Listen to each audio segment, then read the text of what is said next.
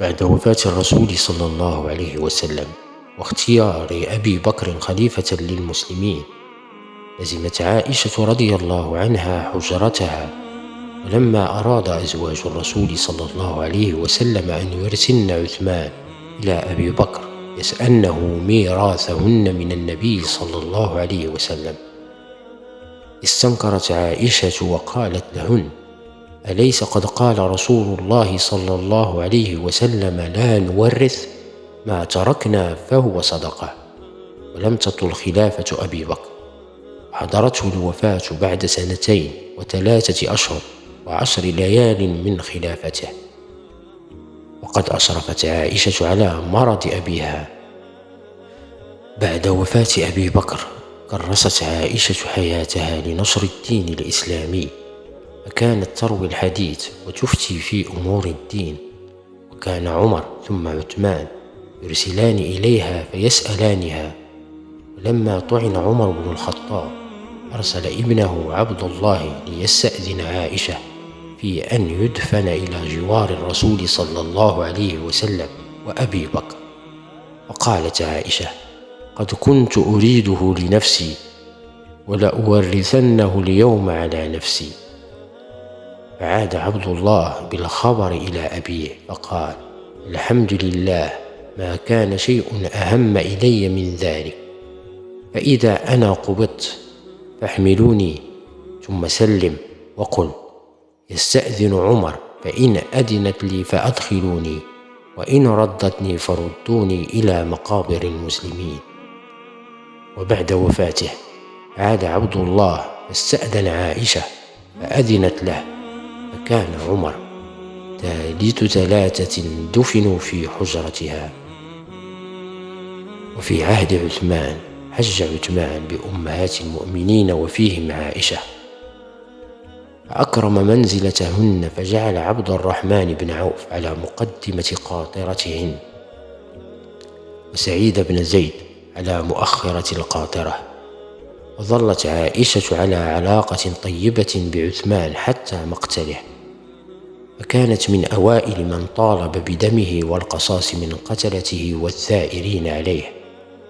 كانت عائشة في مكة وقت مقتله، وبلغها الخبر في طريق عودتها للمدينة، فقفلت راجعة إلى مكة، واجتمع الناس إليها فقالت: يا أيها الناس، إن الغوغاء من أهل الأمصار وأهل المياه وعبيد أهل المدينة اجتمعوا أن عاب الغوغاء على هذا المقتول بالأمس، واستعمال من حدثه سنه، وقد استعمل أسنانهم قبله، ومواضع من مواضع الحمى حماها لهم، وهي أمور قد سبق بها لا يصلح غيرها. فتابعهم ونزع لهم عنها استصلاحا لهم. فلما لم يجدوا حجة ولا عذرا خلجوا وبادوا بالعدوان، ونبى فعلهم عن قولهم، فسفكوا الدم الحرام، واستحلوا البلد الحرام، وأخذوا المال الحرام، واستحلوا الشهر الحرام. والله لأصبع عثمان خير من طباق الأرض أمثالهم. فنجاة من اجتماعكم عليهم حتى ينكل بهم غيرهم ويشرد من بعدهم.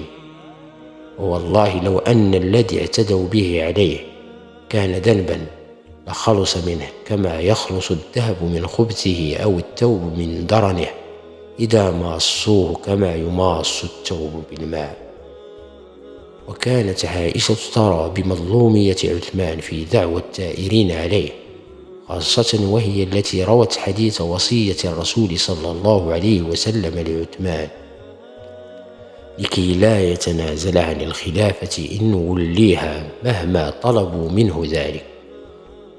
وقد روى النعمان بن بشير عن عائشة رضي الله عنها أنها قالت: قال رسول الله صلى الله عليه وسلم: يا عثمان، إن ولاك الله هذا الأمر يوما فأرادك المنافقون أن تخلع قميصك الذي قمصك الله فلا تخلعه، يقول ذلك 3 مرات. فقال النعمان: فقلت لعائشة: ما منعك أن تعلمي الناس بهذا؟ قالت: أنسيته والله. بل وغضبت عائشة من أخيها محمد لما كان له من دور في حصار عثمان. وبعد مبايعة علي بن أبي طالب بالخلافة، قصدت عائشة وطلحة بن عبيد الله والزبير بن العوام على رأس جيش زرار البصرة، وطالبوا عليا بمعاقبة قتلة عثمان. أعد علي جيشا من رجال الكوفة واتجه لملاقاتهم، وحسب رواية أرسل لهم بضع رجاله يدعوهم للتريث حتى تهدأ الأمور، فيتسنى له القبض على قتلة عثمان وتنفيذ القصاص فيه، فالأمر يحتاج إلى الصبر. فاقتنعوا بفكرة علي التي جاءهم بها القعقاع بن عمرو التميمي، وباتوا ليلتهم على ذلك، غير أن هناك من دبر للفتنة بين الفريقين في الليل، فدسوا في كلا المعسكرين من يقتل بعض الجنود، ليتأجج القتال بين الفريقين بعد أن يظن كلا الطرفين أن الطرف الآخر غدر به. عائشة بنت أبي بكر أم المؤمنين وأحب نساء الرسول صلى الله عليه وسلم إليه. قد روى الترمذي في سننه حديثا سئل فيه الرسول صلى الله عليه وسلم عن أحب الناس إليه، فقال عائشة، ثم سئل من الرجال؟ قال أبوها. وقد كان الناس في زمن النبي صلى الله عليه وسلم يعرفون محبتها عند الرسول صلى الله عليه وسلم، فكانوا يتحرون بهداياهم يوم عائشة، مما أثار ذلك غيرة أمهات المؤمنين، وسألن أم سلمة أن تطلب من الرسول صلى الله عليه وسلم أن يأمر الناس أن يهدوا إليه حيثما كان، فقال لها: يا أم سلمة، لا تؤذيني في عائشة، فإنه والله ما نزل علي الوحي وأنا في لحاف امرأة منكن غيرها. وهي المبرأة في حادثة الإفك بآيات من القرآن أنزلن من فوق 7 سماوات، إنه من فضلها أنه نزل على الرسول صلى الله عليه وسلم الوحي وهو في لحافها دون غيرها، وأن الرسول صلى الله عليه وسلم حين مرضه الأخير اختار أن يمضي أيامه الأخيرة في حجرتها دون غيرها من نسائه. كانت عائشة من أعلم النساء بدين الإسلام وما اتصل به من قرآن وتفسير وحديث وفقه.